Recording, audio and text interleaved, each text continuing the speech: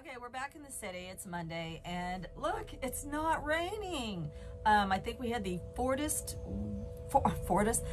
wettest May on record, is what I heard on the news the other day. So anyway, we did decide to go down to the property over the weekend. It's kind of a belated Mother's Day. My daughter's fella had just finished my custom cabinetry for the kitchen, and he was so excited to give me this cabinet unit that he had made, handmade. It has a cool, like a butcher block that's removable. It's so neat. Anyway, it's not finished yet. I've got some painting and some stuff to do to it, but I'll show that in another video.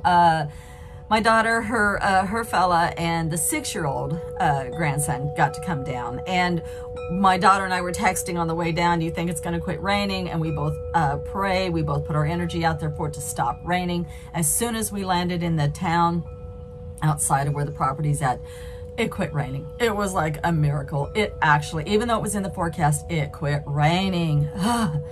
So we had an amazing weekend. We did the bonfire. They brought all the food. I didn't have to do anything. They brought me a new red hot poker plant, which I've never had before, and I'm quite excited about that. And we got to have the bonfire. My husband smoked a bunch of meat on his smoker, and the kids, like I said, they brought all the food, all the fixins. My daughter did all the cleanup.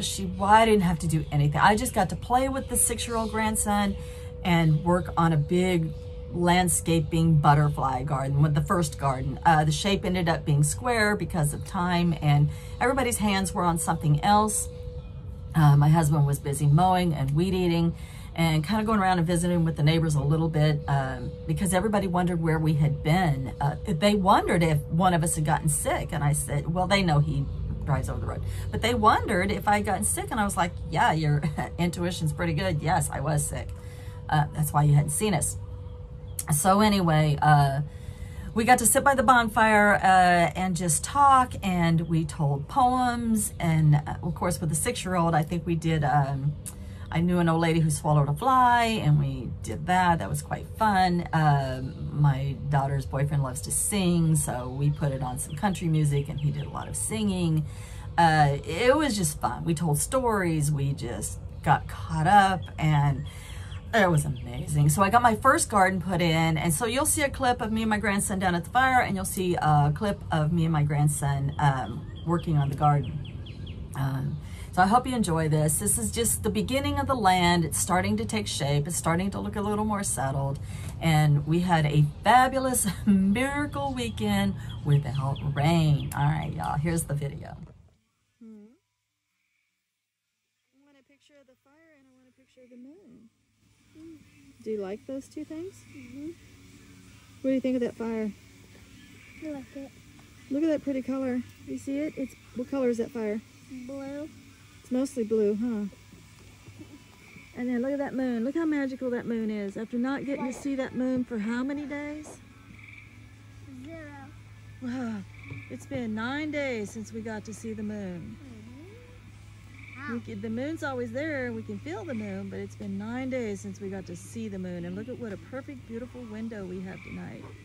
Isn't that gorgeous? Which one do you like better, the fire or the moon? Both. You like them both equally? Mm-hmm. I do too. I like them 100. You like each one 100%? Mm-hmm. All right. Do you do? I do. So we're at Cleburne, and we're putting in the front garden that's going to be seen from the road. So thought I'd share what I decided to do. Okay, so in the end, I just opted for a perfect square. Well, it's not going to be perfect square, but I just opted for a square. So this is going to be seen from the road, and I don't know why this bee doesn't want to cooperate. I keep twisting it. No matter what way I twist it, a little happy bee does not want to face the road. So anyway, so we did a solid row of columbine right along here. And then there's dill, more of that same grasso lavender. So it's dill, lavender, lavender, dill. And then another grasso lavender. And then my my daughter got me red hot poker, so I split that in half. It seemed a little root bound to me, so I split it into two. And then there's heather, more grasso lavender.